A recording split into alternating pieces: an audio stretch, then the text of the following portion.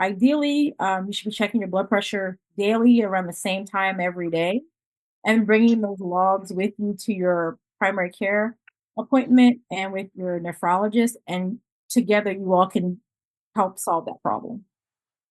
Okay, thank you.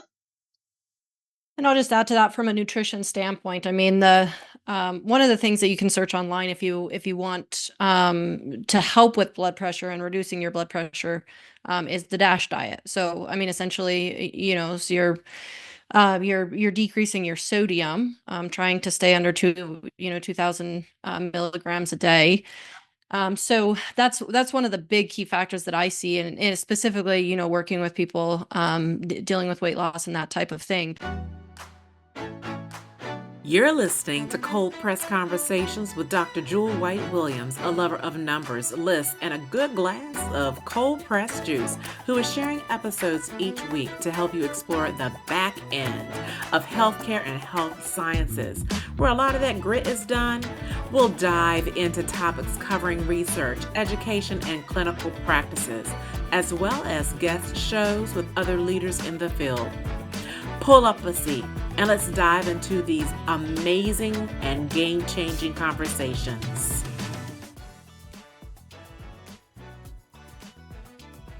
Hello, hello, hello. This is Dr. Jewel. I want to welcome you to Gift Yourself Wellness this holiday season. I am delighted that you have chosen to invest this time in yourself during this busy holiday season.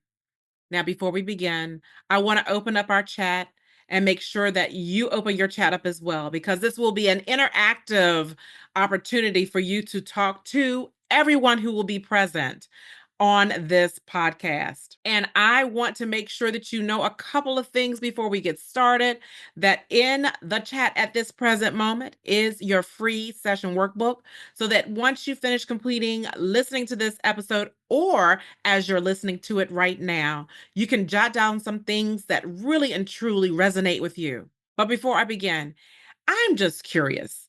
Are you trying to find out more about specific stress management techniques? Or are you trying to create a more balanced holiday season overall? And if you are, I want you to realize something. The holidays can be particularly challenging for our well being.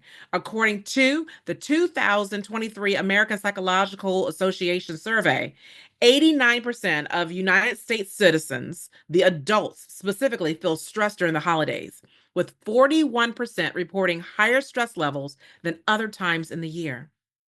While we often associate this season with joy and celebration, the pressure to create a perfect moment, maintain traditions, and meet every single person's expectations can take a significant toll on our mental and physical health. Also, many find themselves sacrificing their sleep, they're skipping their meals, they're neglecting exercise routines just to accommodate holiday preparations. Something else that's even more concerning: 79% of survey respondents from the American Red Cross admitted to overlooking their health needs during the holidays, finding this season more stressful than tax season. Now, these statistics highlight why it's crucial to prioritize self-care during this festive time. Today's schedule and agenda is going to involve a mini presentation from all three of our guests, a panel discussion, Q&A session, and valuable resources. I'm especially excited to have Dr. April Ruffin and Dr. Whitney Prude for joining us today, as well as Doreen Sampeur. All three of them have expertise in the medical field, and you will learn practical tools from Dr. April Ruffin and Dr. Whitney Prude and myself, so that you can maintain your physical and emotional well-being during this time. Please be sure to download your complimentary Wellness Journey workbook or your actual podcast workbook from the link that you see from your confirmation email, or you can see it right over here in the chat. In that chat area, I'm going to be putting so much information in there. Number one, the interactive workbook is there to help you capture some insights, some keys, create a personal action plan, track your wellness goals throughout this podcast episode and beyond. Additionally, I encourage you to actively participate through the chat area to share your thoughts, your experiences, and give questions, because we're going to answer them during the Q&A portion. Additionally, the chat is also where you'll find valuable resources such as additional links during the entire episode. Now, remember, taking care of yourself is not selfish. It's essential. When we prioritize our well-being, we're being well equipped to enjoy the season and share the joys with each other. So it's time to work together, make this holiday season one of balance, joy, and mindful self-care. I want to say thank you so much for being here. And now it is time to introduce all of our collaborators in this session. We will be beginning with Dr. April Ruffin. Hi, everyone. Good evening. I hope everyone's having a great evening and a good start off to your holiday season. So, my name is Dr. Ruffin.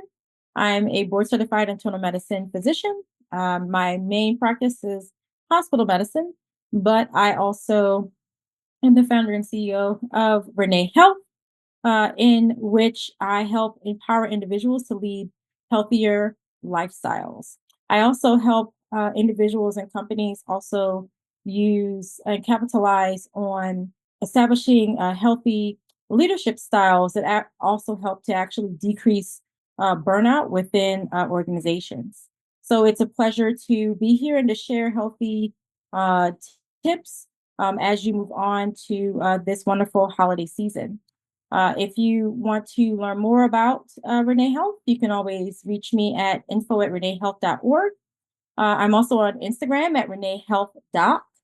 And you can also find me on LinkedIn under Dr. April Renee Ruffin. There's actually two April Ruffins. One's OBGYN. I'm the internist. So Dr. April Renee Ruffin is how you will find me. That's excellent. Thank you so much, Dr. Ruffin. Yeah, that was one of my key things. I was like, hold a second.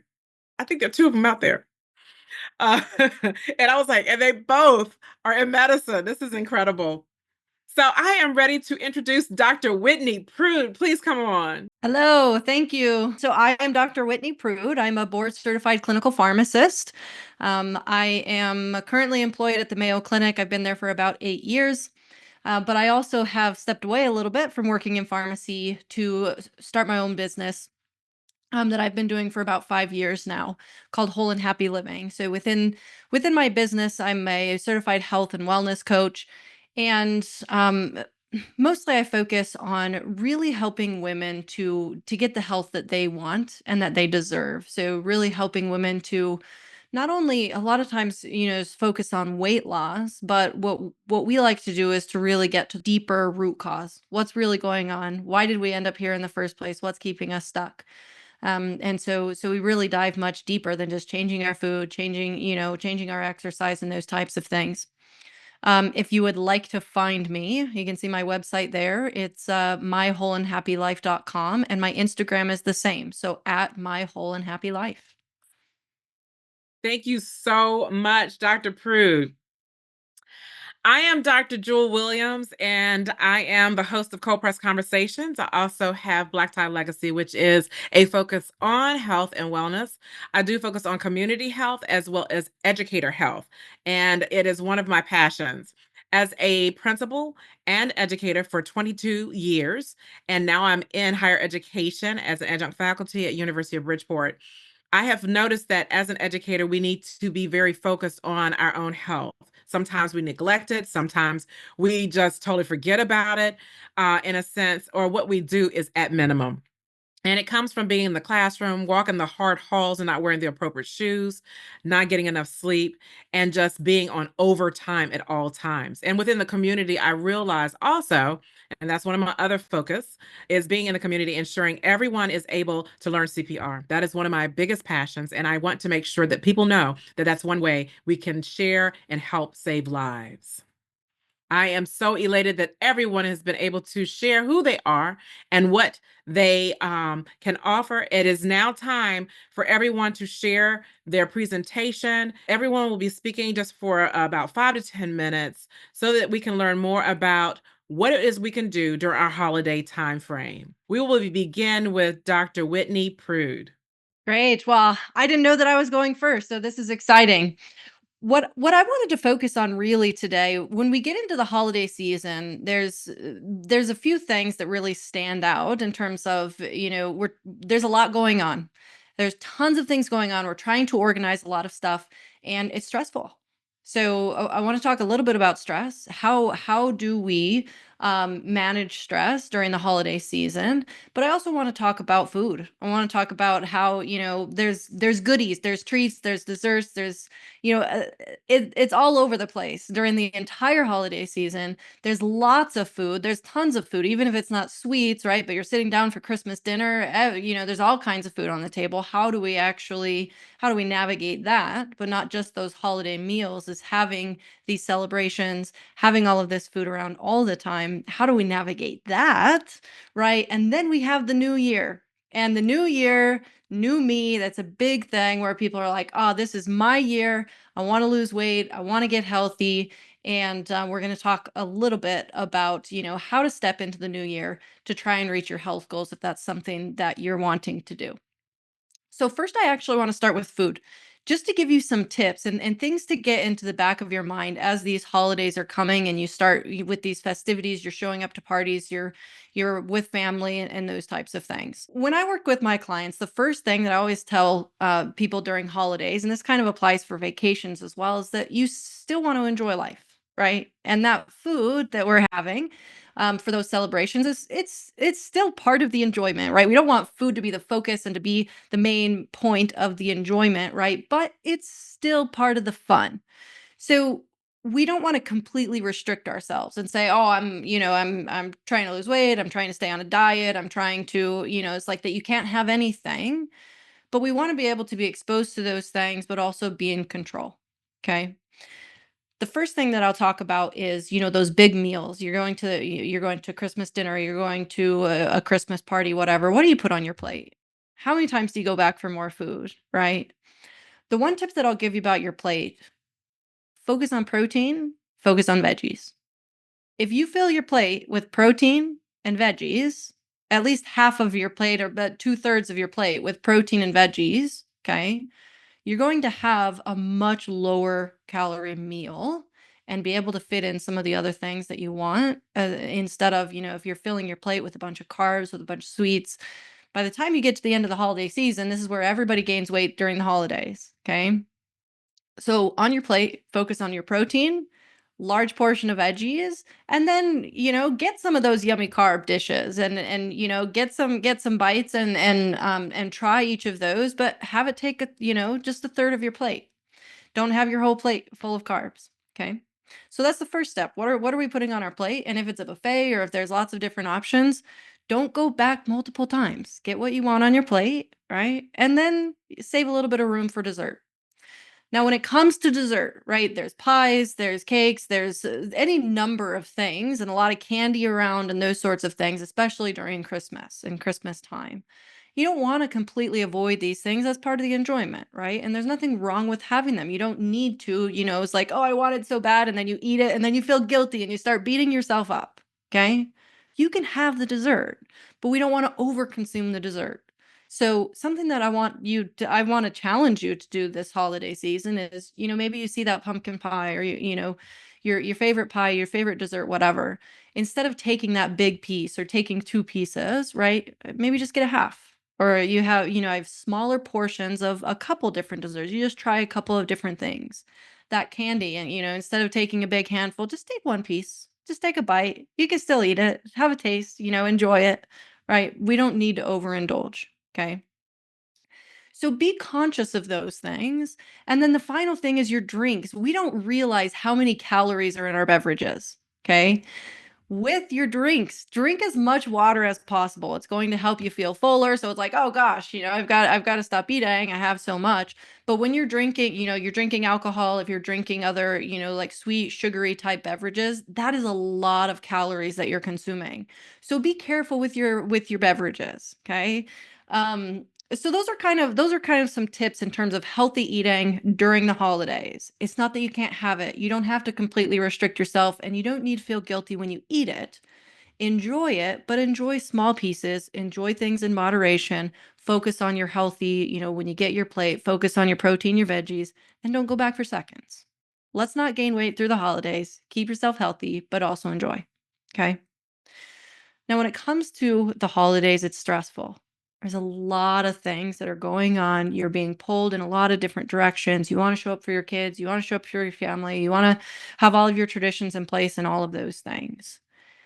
But at the end of the day, if something doesn't go as planned, or if you didn't get something done and it didn't happen the same way that it happens every year, is it really that big of a deal? Can we take a step back and say, hey, it's like, we'll do what we can and the rest, let's go with the flow. Because there's so much of the time of the holiday season that we get so stuck in being busy that we forget to enjoy. We forget to remember like what it's all about. Why are we here? What is the meaning of Christmas for you? Is it religious or is it more family based? What is that for you? And are you actually enjoying it? Are you actually taking it in? Okay. So that's the first thing. Remember that, if you thought 5 years from now you look back on this Christmas and something didn't happen, is it going to be that big of a deal? It's probably not. It's not even going to matter. You're not even going to remember it. Okay? So don't stress yourself out about things that if they don't happen, that it's just not that big of a deal. But remember your priorities and your boundaries. It's okay to say no to things. If you can't show up, you can't show up. If it's too much, say no. You have to first take care of yourself. And like Dr. Jewel said, you've got to get your sleep. Sleep, sleep, sleep. If you can get your sleep, right, it's going to affect everything. It's going to affect how you manage your stress. It's going to affect how you approach your food and those sweets. You're going to have so much more control over what you're doing, the decisions that you're making.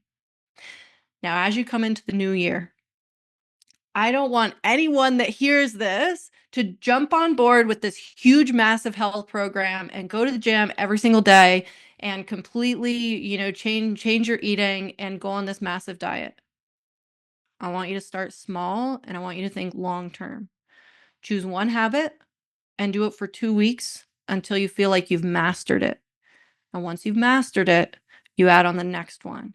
And if you will stack your habits in this way and you keep saying, hey, I want a healthy lifestyle, everything else will come, you're actually going to be able to be successful for the long term instead of starting something on New Year's Day, doing it for 2 weeks, and then being like everybody else that disappears from the gym after the first 2 weeks.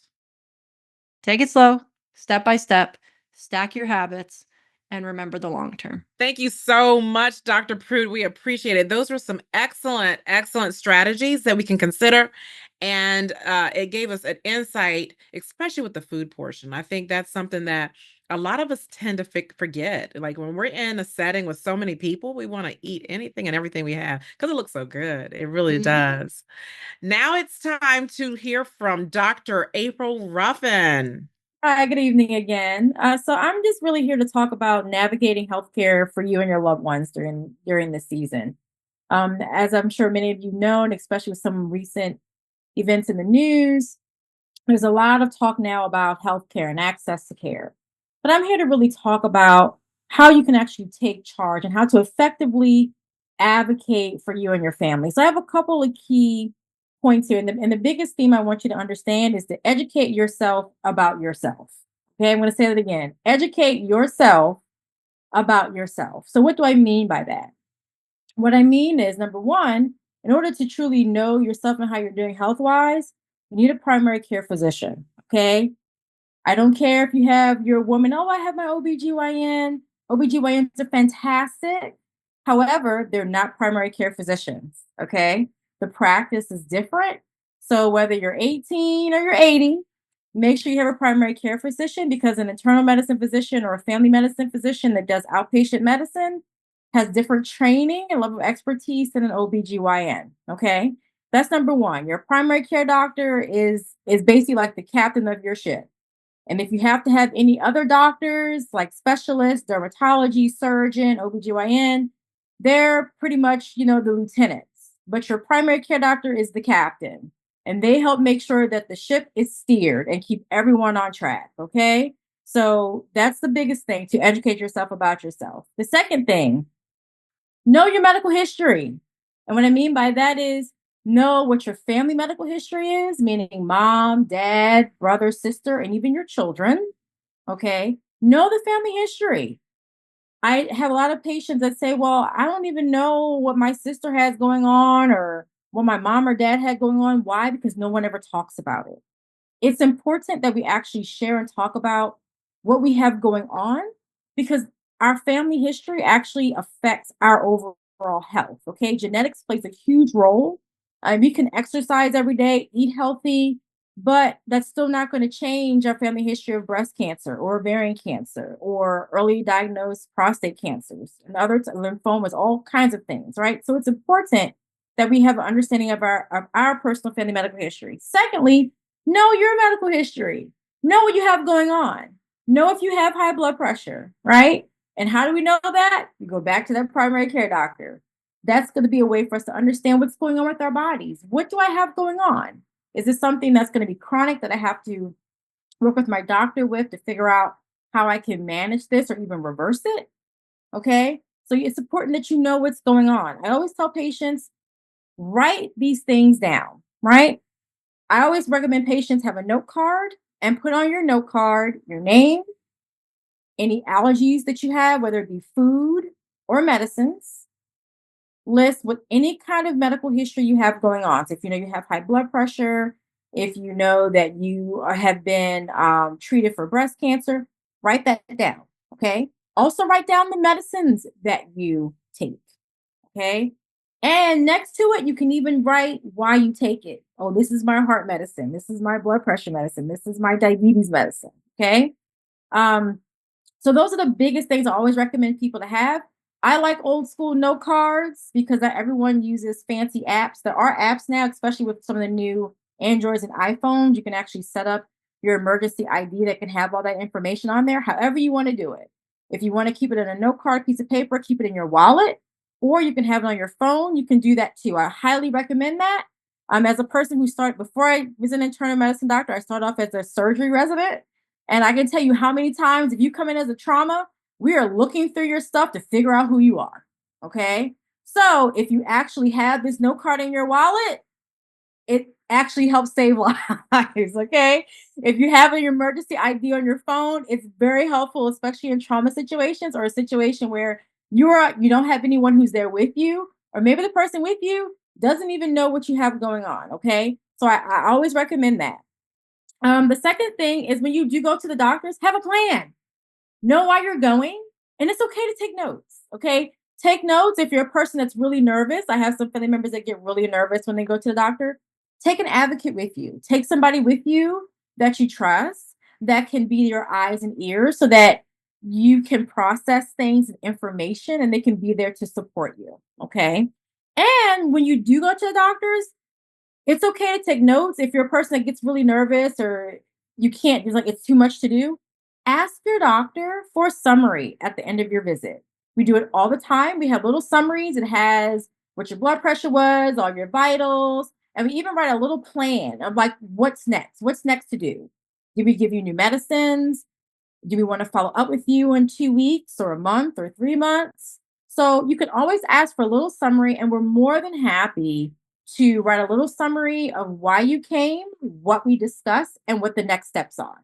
So when I was a resident, we gave out those summary sheets all the time, especially for my patients that that were not note takers. They got really nervous. Always gave them a little summary sheet. It was beautiful. They could take it with them. So when they actually kind of calmed down from the visit, they could take a look at that like little cheat sheet. It's very, very helpful.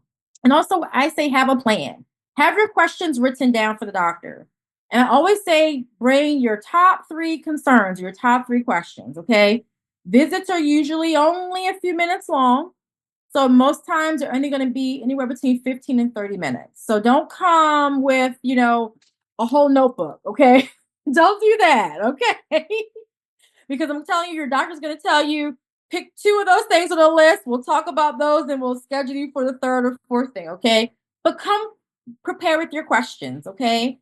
Because it helps you keep focused, especially if you get nervous. It helps you stay on track. And if you have questions, it helps you to remember what you want to talk about so that you can keep everything on track and having a plan. It also helps you remember what was talked about and discussed. And I'm telling you, as doctors, we love when you have like concise questions because it really helps everything go really smoothly. And we love when patients actually take control and are active parts and active partners in their healthcare because we're a team. We don't tell you what to do and point our fingers and say, you should do this. No, I love it when we get feedback. You're telling us what's going on. We're explaining these are the options and the pros and cons. Actively engage. We love it. Okay. We love when you come prepared and engage. And if you're a little nervous, that's okay. We can smooth that over. But if you write down those questions, you can just hand us the questions. We know if people get really nervous, we're trained to deal with that. We can read your questions. We're very creative people. We figure out innovative ways to communicate with you. So if you have a piece of paper and you're so nervous and shaking, yes, I've had that happen. It's okay. We can take care of you still. But these are ways you could be engaged. And lastly, have that accountability partner, whether it's your husband, your wife, your son, your daughter, your sister. When you have someone that's engaged and a part of your unit, your doctor isn't the only person that can hold you accountable. And I say having an accountability partner because a lot of times it's hard to make changes. And a lot of times when it comes to healthcare, as Dr. Prude mentioned, reestablishing or forming new habits takes time. And it's important that you have someone that's going to help you be accountable. So if you have newly diagnosed diabetes and you have to start on insulin, it's nice to have someone that can hold you accountable and saying, hey, you got to make sure we're checking those blood sugars. Hey, hey, John, did you check that blood sugar today? The doctor said you have to check that blood sugar before your meal, or if you're feeling really lightheaded and woozy after you take your insulin, and make sure it's not too low. So it's good to have those people on board with you. It doesn't have to be a whole bunch of people, but just maybe one or two people that you can chat with and that can hold you accountable, and also to encourage you with making any of those changes and to be a good support system.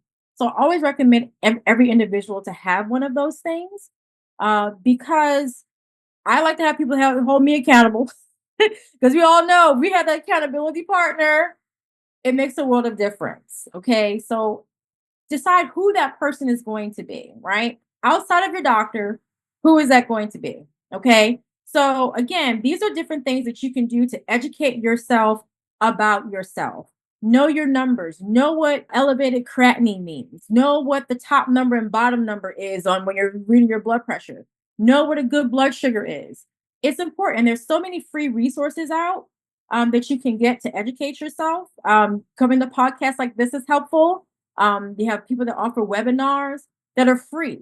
So I highly encourage you to take advantage of those things because the biggest thing this year is to educate yourself about yourself. And also make sure, if you haven't done so already, schedule that primary care doctor appointment if you've been avoiding. So make sure you do that so you can lead into 2025 on a good start. Thank you so much, Dr. Ruffin. I'm telling you, you gave all the nuggets. I'm telling you, you have to have it. As a former caregiver, you have to have all the information. And if you walk in the door and you're dealing with a situation, they're looking at you kind of like, what in the world? And it always tends around like a holiday season. You need to know all the goods as to what's going on. So I really and truly thank you so much. I'm going to go ahead and begin my session. And this is really dealing with a reality check for educators, okay? Even though I state it's for educators, as I look at it, it seems like it could be something that could be for anyone out there. And one thing that I do know is that oftentimes as educators or people who are helping people, and I'm talking about those who are in nursing, those who are at the college level, those who are EMT educators, instructors, oftentimes we find ourselves in a state of motion all the time. I mean, you're lesson planning, you're looking at the papers, you're trying to look at the best demands that they have from the college, university, or central office, and your time and energy are just all over the place. Like you just give all in all. And what happens is during this holiday break, it offers an opportunity for everyone to kind of pause and reflect and rejuvenate, hopefully. Okay. It's a time to step away. Step away from that classroom that you're in and nurture your own well-being. I know for nursing instructors, I know for EMT instructors, I know for the pre-K 12 and college level that the holiday break should not just be an opportunity to catch up on things. And rest is not just a luxury, it is a necessity that all educators need to have. So when we rest our bodies, we give it a chance to repair, recharge, strengthen our immune systems. And it also is crucial for our mental health. It allows us to distress, reduce the anxiety, improve our cognitive function. And we were well rested, we're better equipped to handle the challenges of the classroom. Because as you know, when you're teaching someone who's going through the EMT or becoming a paramedic, or if you're teaching someone who's going into nursing or PA or physicians, you have so much that you're dealing with that it's no longer just the book work. It is also the clinicals that are involved as well. And for our pre-K 12 and college ones, we have the little ones that we're dealing with, and we use so much of ourselves, our bodies, and so we have to deal with that emotional resilience where we look at taking ourselves and we can process our emotions, because so often we're in that fight or flight response when we're in education. We have to find a way that we need to reduce our stress. We need to build a stronger foundation for our overall well being. So, I have 3 quick pillars that I would like to talk about, and it's called recovery. That's what I'm going to call it, recovery. We talk about a self care routine where you wake up in the morning during your holiday break. I want you to either take time in a quiet space and meditate, or you could take a bath, or you could do a leisurely walk. And what happens is when we do this, we stay grounded, we stay centered, because our bodies need that opportunity to pause just as much as our minds. That way we can focus on quality rest over the quantity of hours. We're talking about quality rest. We allow our bodies to physically renew itself. Then we have our mental clarity. So instead of rushing into the new year and focusing on these resolutions, let's be more mindful as our approach. Let's create a calm, let's have an organized environment where we support our well being, where we create techniques to reduce the stress. Oftentimes when we leave the classroom, we have stacks of papers that we need to finalize, or you're thinking about the next year. But when you're in that pre K 12 setting, you look at your classroom and you see all the things that you did when you come back in January. I don't want you to do that. I want you to kind of look at your classroom. We have one more day before it happens. Look at that classroom, decide how you want to create that calm classroom when you return. And the third pillar that I want to talk about is being mindful of the news, social media, and any form of digital distractions. Let's reduce our screen time during that time, because oftentimes when we have that time, we want to process all the stuff that we so called miss. But that time can be stolen by social media by being in the realm of scrolling. I want you to take that away. I want you to build that resistance where you're allowing your body to rest, where you're allowing yourself to balance yourself. And when you do that, it benefits our students. So I have a quick plan for you. I want you to take at least 1 hour to reset your space. And when you go into your room, I want you to create a template for your mental well being, how you plan to rest, how you plan to relax. And then think of it just as a 5-minute thing that you do every morning. If it's not meditation, prayer, or anything of that nature, find that 5-minute thing that you plan to do before you intentionally go straight into school. And then when you leave, I want you to consider your home transition.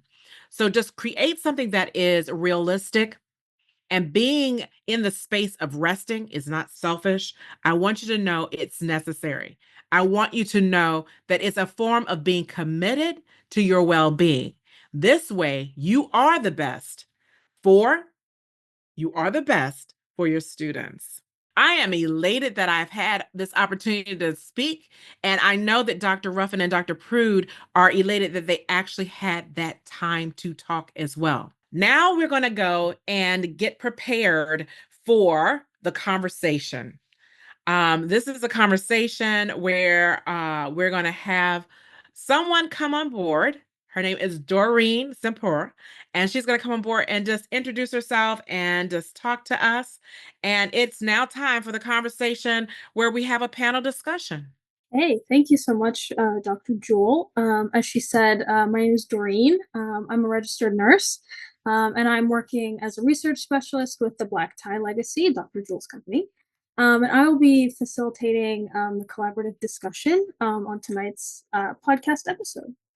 And so during this time, I'm going to help guide the discussion with some stimulating questions that might be helpful to our podcast listeners. And so the first question that I have for our wonderful panelists is, how do you strategically plan your healthcare and wellness checkups around the holiday season to ensure that you're taking proactive care of yourselves. And anyone can start. I guess I'll go ahead and start. So I think one of the best things to do is just kind of reevaluate where you are. When you get to November, December, it's a very busy time of year, primarily because of the way insurance company works here in this country. So a lot of people's deductibles, they've met their deductibles this time of year. So because of that, November, December tends to be extremely busy. So I usually recommend individuals that if you haven't already done so, because wait times in particular get quite busy. They're busy in general, but they get even busier this time of year. Is don't wait. It's never too early, really, to go ahead and make that appointment. So I always just recommend to just get those appointments in now. If it's something that is urgent or more pressing, then you can express that. However, it's always good to go ahead and just make that appointment. Don't wait. And that's even if you have to see a specialist, a primary care physician. Don't wait. Go ahead and make the appointment. A lot of wait times can range anywhere between 3 months to almost a year, depending on the specialist that you have to see. I know personally some neurologists where they're booking people out almost a year in advance. And as someone who helps my parents navigate the system, um, there's certain privileges that I have as a physician that the rest of the society does not, and that is a real thing. But even sometimes we struggle navigating the system ourselves, and getting things for ourselves. I myself had to wait about 3 months before I could get in with a new primary care doctor when I had to get one about a year ago because mine initially retired. So if you know your primary care doctor is going to be retiring, or your ortho doctor, whatever doctor you see, if you know that they say, hey, I'm going to be retiring, and some of them will give you a list of doctors that they recommend establishing care with, start getting those recommendations now and start making those appointments now. Don't wait until your doctor has then retired, because then you're going to be stuck in a limbo. So the biggest piece of advice is get started and start making those phone calls and start getting those appointments now. And you can always ask to be put on a wait list to get seen earlier as well. And if something more urgent or emergent comes up, you can always call the office and see if they may be able to get you seen sooner. But typically now is the best time more than ever. But I also like to inform people of realistic expectations. Don't be surprised if the wait time will be 3 to 6 months. And lastly, sometimes if you are stuck in between doctors because you're making that change, because say your doctor is retiring or they're going on maternity or paternity leave or taking any type of sabbatical or break from medicine for any particular personal or professional reason, and you're trying to find somebody new and it's taking a little bit of extra time, there are minute clinics that you can take advantage of, like CVS has them, where they will help prescribe you maybe for like 30 days or something to try to overlap until you get back in with that doctor. It happens sometimes. I have a friend in Louisiana where that happened because she moved and there was a gap. And so there are types of clinics that can subsidize and kind of fill that gap in between. Not urgent care. There are actually specific clinics that can help fill that gap for you. But I know like CVS Minute Clinic, they do it sometimes. And I know this from experience, having to have looked this up for friends and family who've been caught in that limbo. So it's very challenging, but the sooner you can get established, the better. So that would be my biggest recommendation. Great, thank you. I was going to say, I don't even need to add anything to that. Dr. Ruffin was very thorough with that. And so I'm going to leave it right there where she said it. The only thing I would add is that for teachers, we have a tendency to try to schedule everything we can during this time frame. And then sometimes those appointments tend to lead us to another appointment because we've already waited too long to schedule our appointments. So don't schedule every single appointment during your break, your PTO. So try to spread it out, and knowing that dentists as well sometimes are 6 months out or more.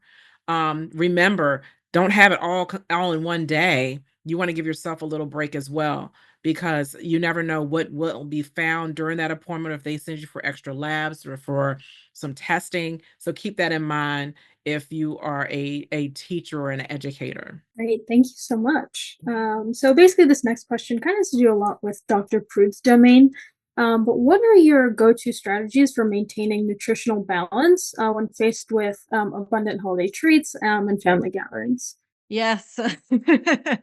So, I mean, when I did my presentation, I think I covered this pretty well.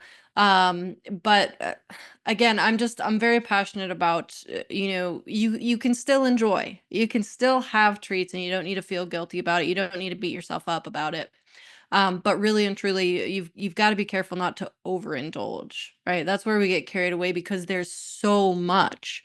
There's, it's like people are delivering treats, or you show up to the party. It's like, oh, take some leftovers home, and you end up with all of this junk food, all of these desserts, and all this stuff just sitting all over your counter, all over your kitchen, and so you just eat it because it's there.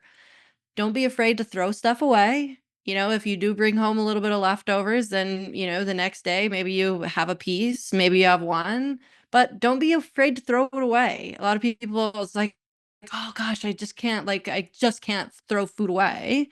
But the reality is that you throwing that food away, it does absolutely nothing to anybody else about you throwing that away. The only thing that it does to not throw it away is impact your health by over consuming it. So that's another thing, is just, is like try some of the goodies and then throw it away, get it out of your face.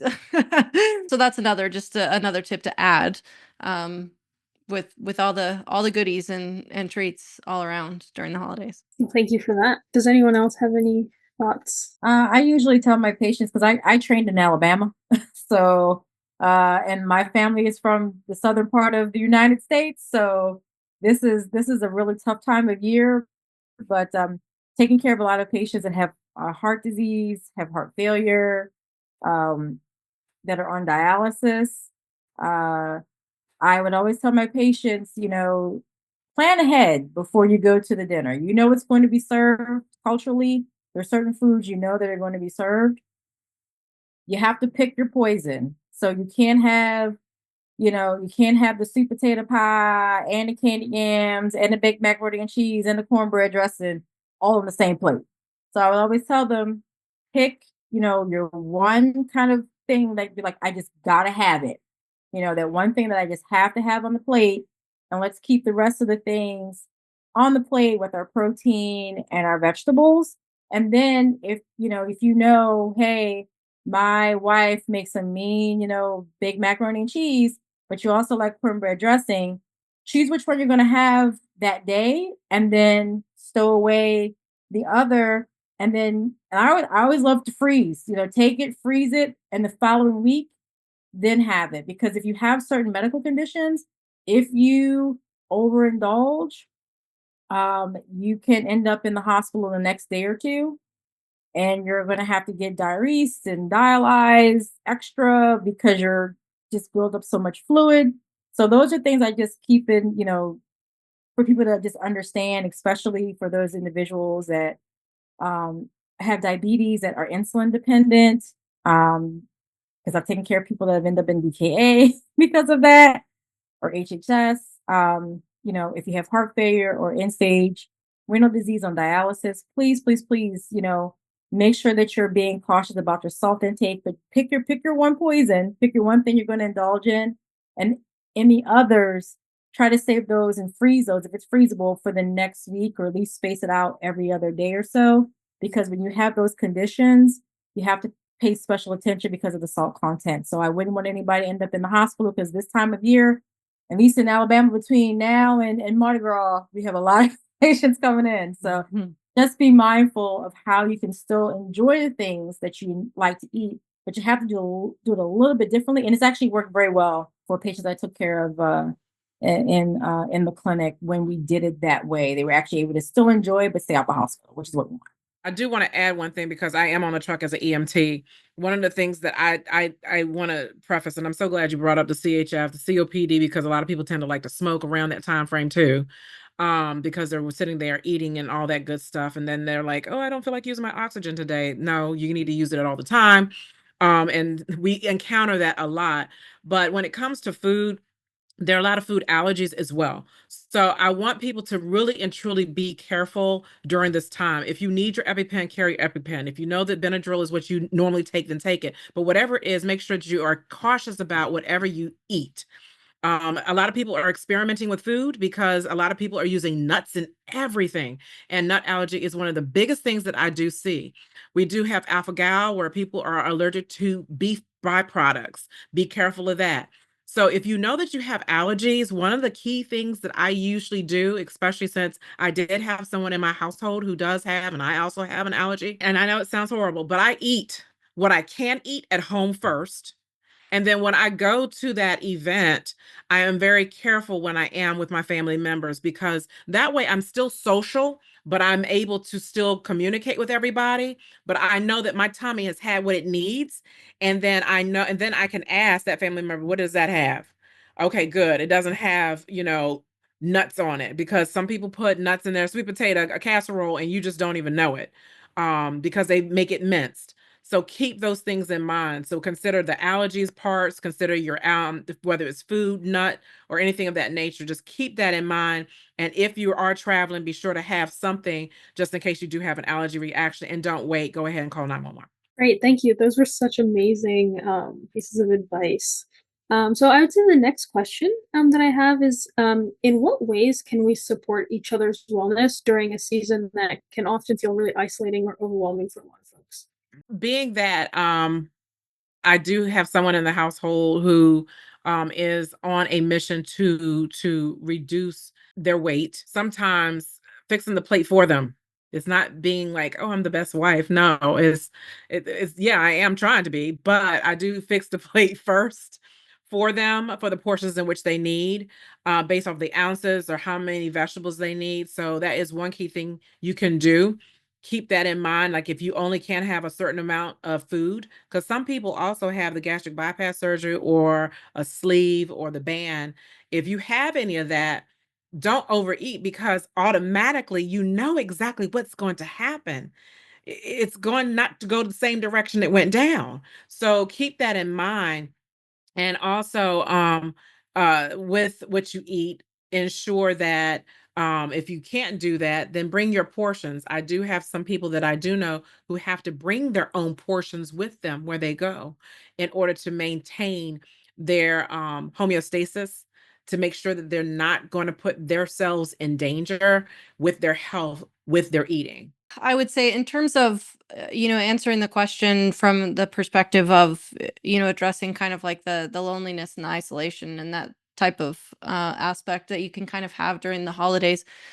It's interesting when we have family all around, when we have good relationships, when we're in a relationship, it's easy to just realize, to just go through the holidays and be happy and have family around. But for those people that are going through challenges, it's like if you do have family challenges or if you are struggling with a chronic illness and you can't do a lot of the things that other people can do, or you can't show up to certain events and those types of things. I mean, on the one hand, those of us that are physically capable, the holiday season is a time that we can reach out, that we can lend a hand, that we can show up and visit those people that might be lonely. My family and I, we had a family tradition where we would go on Christmas Eve. We would go and we would visit individuals that were in a like assisted living center, or a nursing home or things like that. And so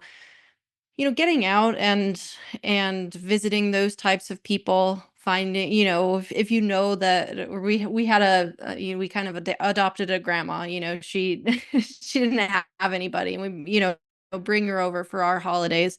So helping those people that are lonely, um but also remembering for those who are alone and who are feeling isolated during the holiday season, remembering to show up for yourself. I mean, yes, it can be lonely. It absolutely can be lonely. But remember, the number one person that can show up for you is you. And so, make sure that you are doing the things that you can to take care of yourself. You're not beating yourself up.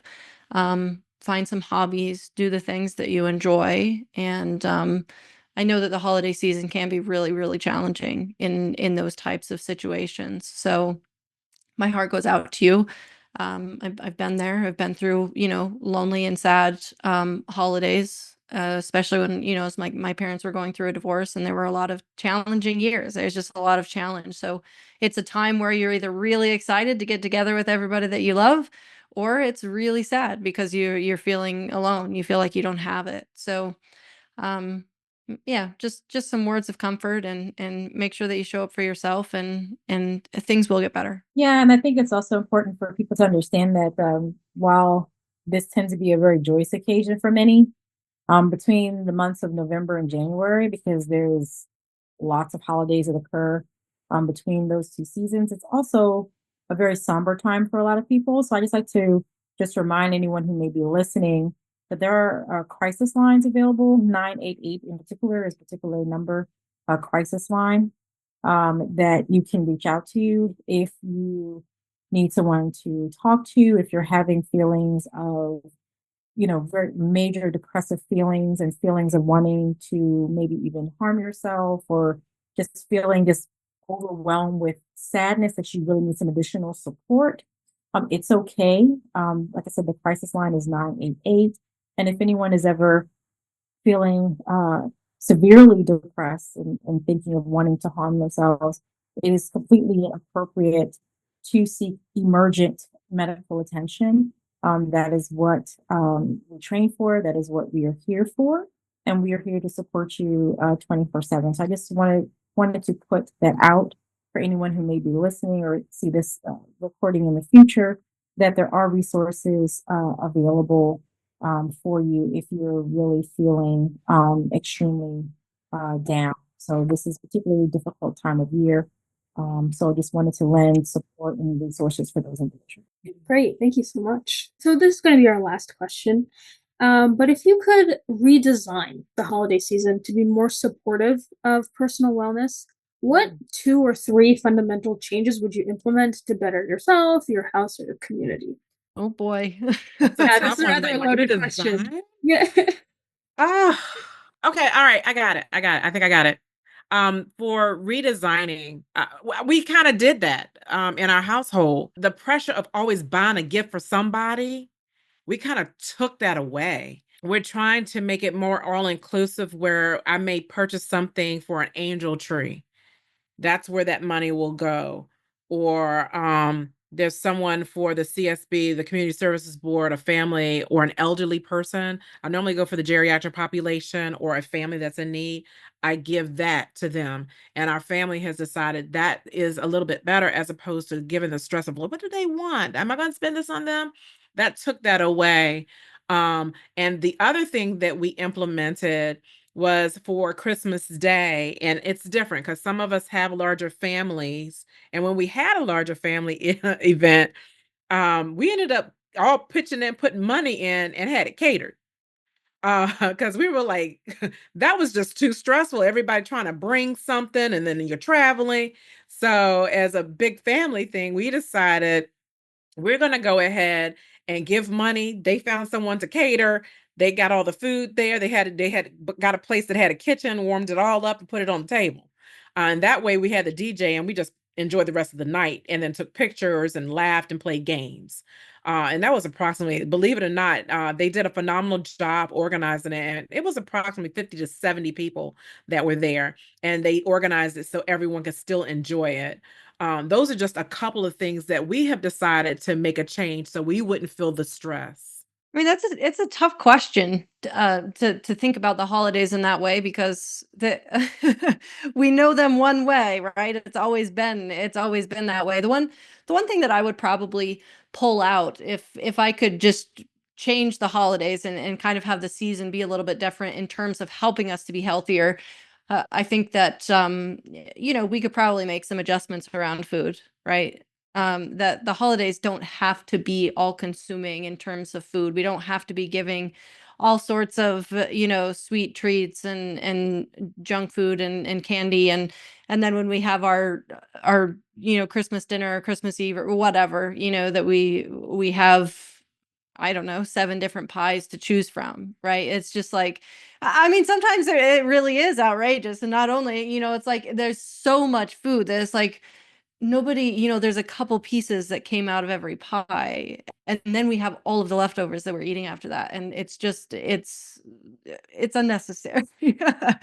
So that would probably be the one thing that I would restructure, is having, changing the focus a little bit of like, we don't have to go so overboard with food, but we can, we can still enjoy the holidays, and we can enjoy the moments, and we can enjoy one another's companies and the games and the fun and all of those things, and try to be a little bit healthier with the food aspect. And I guess I'm last. So for me, I guess the one thing, because the holidays are interesting because as a person who works, holidays don't really mean much because I could be working on holidays. So, but I would say, especially for those individuals who are caregivers, that includes my fellow colleagues who are physicians, or anyone who works in healthcare, or first responders, or maybe because they're caregivers as well. Believe it or not, you care for everyone, and complete strangers. But I would just recommend scheduling personal time for just yourself. Uh, for me, it's easy to go months without giving any self care to myself. So, one of the biggest things that actually helped me to be accountable and to make sure that I am resting and doing something that relaxes me, or that I find that rejuvenates me, and I would actually just put it in my calendar and schedule it. So the same way that I would schedule my dentist appointment, I put in my calendar, this is April's time because April is going to the spa. She's going to go to Oja. She's going to do the healing water. She's going to get her massage at this time, her facial at this time, her mani-pedi.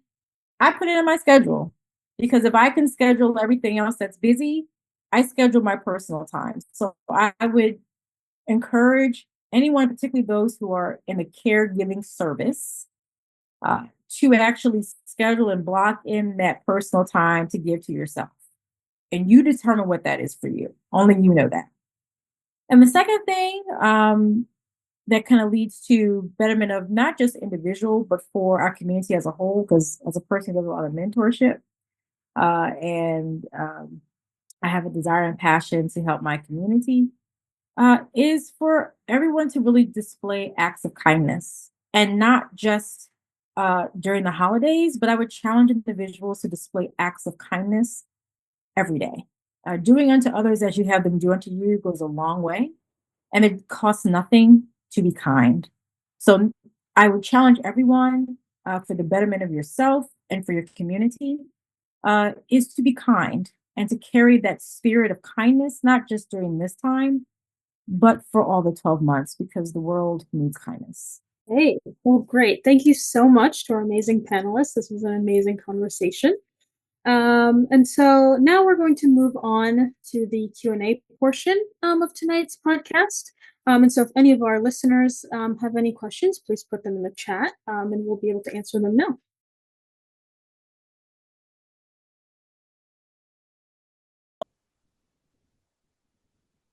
I always recommend individuals to actually make sure they link up with registered dietitians. I think they're a very underutilized resource because they can actually teach you things about food and nutrition that you would never have known about. I actually have a registered dietitian for myself, and I have both of my kidneys, and I have actually learned a lot about nutrition and food labels and how that all works out.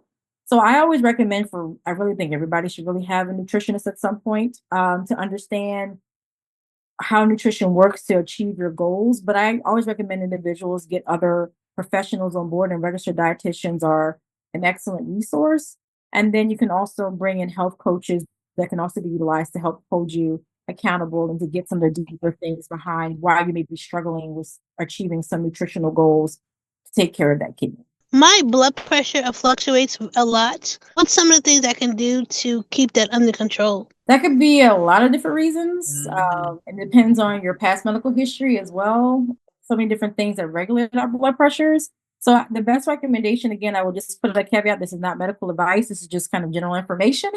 Yes. But I do highly recommend that I recommend for everyone, especially those that have high blood pressure, keep a log of your blood pressures and bring those logs to your appointments with your nephrologist and your primary care doctor. A lot of nephrologists, especially because you only have one kidney, manage high blood pressure as well.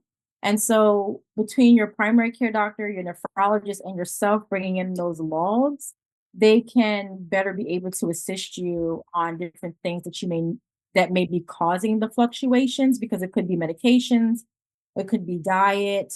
Um, so it could be a myriad of things.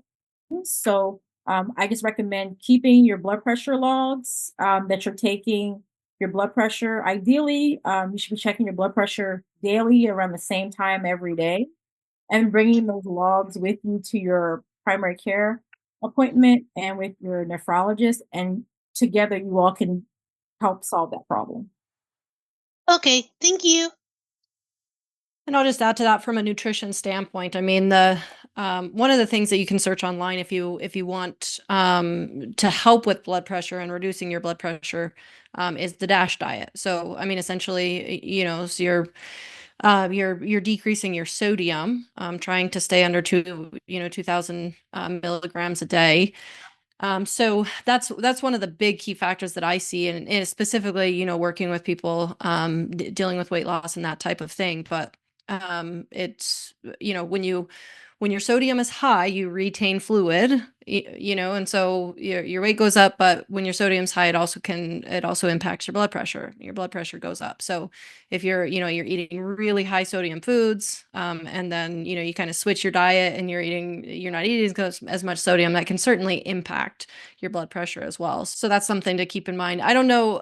There's definitely comments in the chat or questions in the chat that I would love to answer. They are. Yeah. So we do have some other questions in the chat. I do want to say one other thing, only because I am familiar with the nephrologist, being that I've helped people in the family. Contact your nephrologist.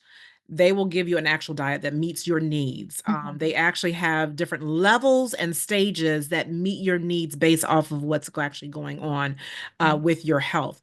And they have a special diet dealing with the intake, dealing with liquid as well as solid foods. Do you have access to alternative healthy recipes for common holiday foods? I do actually have a recipe guide for alternative, like healthy options for holiday recipes. So if that's something, I mean, I can send it over to Dr. Jewel and she can send it out if that's something that everybody's interested in.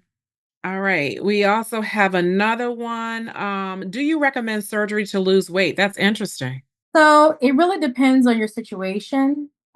Surgery, and that kind of yields Ozempic, because I have lots of thoughts about that as well. But to the first question, though, it really depends on what you have going on. There are very strict criteria to be met to even qualify for any type of bariatric surgery or weight loss surgery. And there's different types, and it's changed over the years. It really depends. I mean, a lot of times you have to follow extremely strict diet, and you usually have to fail other weight loss methods before that'll even be considered. So it's not like, oh, I'm 300 pounds, I want to get a gastric sleeve. It doesn't quite work that way. You have to actually attempt to do other things, and there's a whole team that comes on board when you link up with a bariatric surgeon. So it's not for everyone, but it is definitely for some people. So that's something that I would always recommend to talk with your primary care doctor, because depending upon what you have going on and things that you tried and have maybe failed in the past would dictate that. And there's certain criteria that we use to refer people to bariatric surgeons as well. I want to add to that. I have a developed opinion about surgery. Just because I have spent the last 5 years specifically helping individuals with weight loss and the different things that I've seen. Now, I agree with Dr. Ruffin absolutely that there's a very select situation or circumstances where surgery would make sense for someone. But from a weight loss standpoint of like really working in depth one-on-one with people to lose weight, what happens is after you get bariatric surgery, a lot of people will lose the weight. They'll lose 50 to 100 pounds.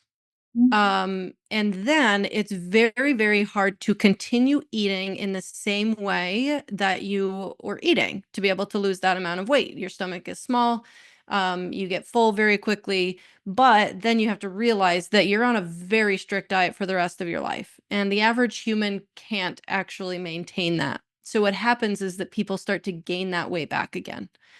And the problem is that when you gain the weight back after bariatric surgery, it is nearly impossible to lose it again. And there are not guidelines for how you approach this and how you address it, because your body no longer follows weight loss science. We have altered it. So it no longer follows weight loss science. And so really and truly, like if you look at medical guidelines, typically what they say is we'll go back and have the surgery again, which nobody wants to go back and have the surgery again, right? A lot of fitness people won't even take you into their programs because they don't know how to get you to lose weight again. So the reality is that there's a lot of negative repercussions that come from bariatric surgery. Now, there are select individuals where it is necessary and is very useful, and it will very much, decrease their health issues and their health risk and get them to a better place when nothing else works. But the final caveat that I'll kind of add to that is the majority of the time from what I see is when people are obese and very overweight and are not finding a solution to any other diet or nothing's really working, we really have to start to look at the mental and emotional aspect, the psychological aspect of why we're here and why we're doing the things that we're doing. Because quite honestly, that's at the root of all of it, right? We have to look at what's driving our behavior and, why have we allowed ourselves to gain this weight? Because no matter what, even if you get the surgery, if you don't change what's driving your behavior, you will end up back in the same place. And so that's something, that I really focus heavily on. Why are we here? How do we overcome it and make sure that you don't, you don't end up right back where you started from? I'm glad you mentioned that. This is an excellent topic, and it would be great to have us come back to it. For those of persons who've had the weight loss surgery, this season is very difficult for them. And that's when complications can occur. If they do not watch what happens and what they put in their mouth, they can end up being in the hospital. And I do want people to know that. And it can become extremely serious because your stomach is not ready for those types of foods because your body begins to dump. So you have to keep that in mind.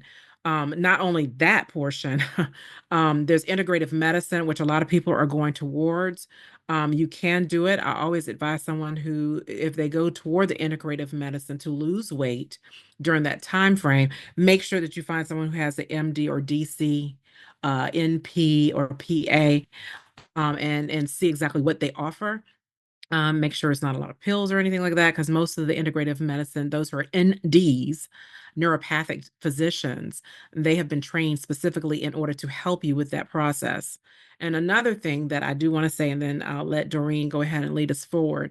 When they do have the weight loss surgery, because of the possibility of dumping, you lose a large amount of nutrients that you cannot get from eating. So that's why taking those supplements is necessary. But I'll leave it like that. But the holiday season is probably one of the toughest times for people who have any kind of metabolic disorder or dissonance of some sort, whether it is dealing with obesity, CHF, chronic kidney disease, having had weight loss. Those are critical times for them during the holidays, and you want to make sure that you mind that at the most. And regardless of whatever you have, Dr. Prude mentioned it. It's all mental.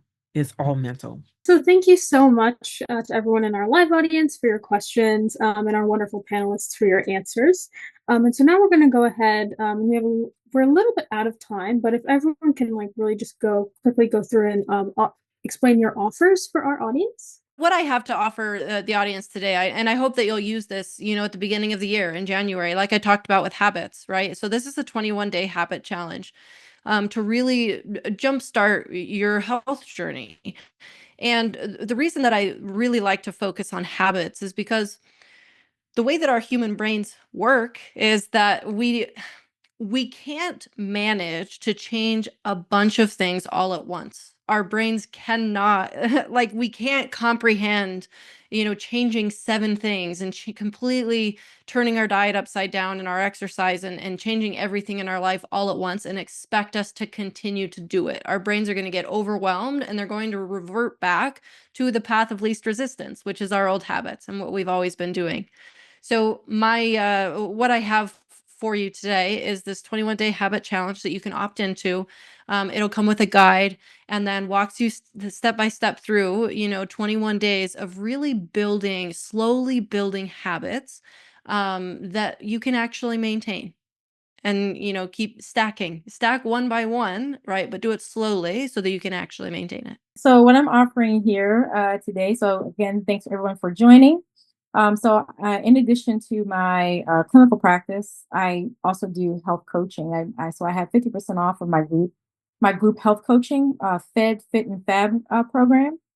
So if you are a particularly busy woman professional who wants to decrease stress, lose weight, and develop healthy habits for the long term, I am offering 50% off of my services.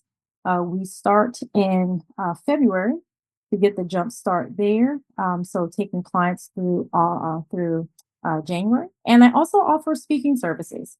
So I do everything from health education to leadership and development. So if at any point you need any of those types of services, you can feel free to reach out to me directly for those services. I have an end of the year wellness checklist. And the reason I have it is because I find that when we get to the end of the year, yes, we have our HSA that needs to be completed. However, let's talk about prioritizing our well-being before the new year comes in. So the checklist also provides you multiple ways of seeing whether or not you have put various things in place, which many of us have already talked about, and it's in my wellness checklist to get you prepared for your doctor's appointments, get you prepared for wellness in general, to make sure that you're allowing yourself to be balanced. And so you look at everything that happened during the year, and then I prepare you for the 2025 or the next year so that you can be revving and ready for wellness next year. It is a free offer that is given to you.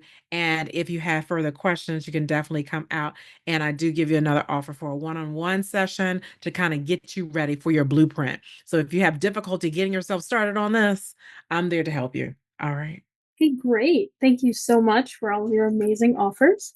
And so that is the last session that we had tonight on our podcast. I'd like to thank all of our panelists, everyone who worked behind the scenes to make this happen, and of course, all of our podcast listeners.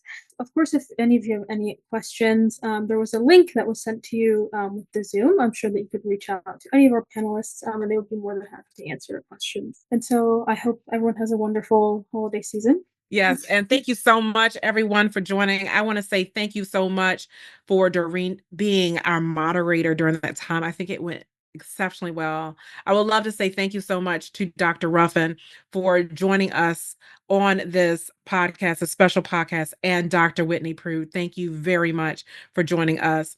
And to all the audience members who were present today, I thank you so much for joining us today. I'm so glad that you asked questions. Hopefully, we were able to answer some of them. If you were on the registration, I will be reaching out to you again, just in case you still have questions or even want the link when it's finalized so that you can see everything. And of course, I do offer a free workbook so that you can work through this entire podcast. So you have questions, you can still reach out to those who actually have their offers. Once again, thank you so much, and may you have a wonderful holiday season. I hope you enjoyed this episode of Cold Press Conversations. If you love this episode as much as I did, I need you to head on over and subscribe so you never miss an episode. This is Dr. Jewel signing off to health and cognitive happiness.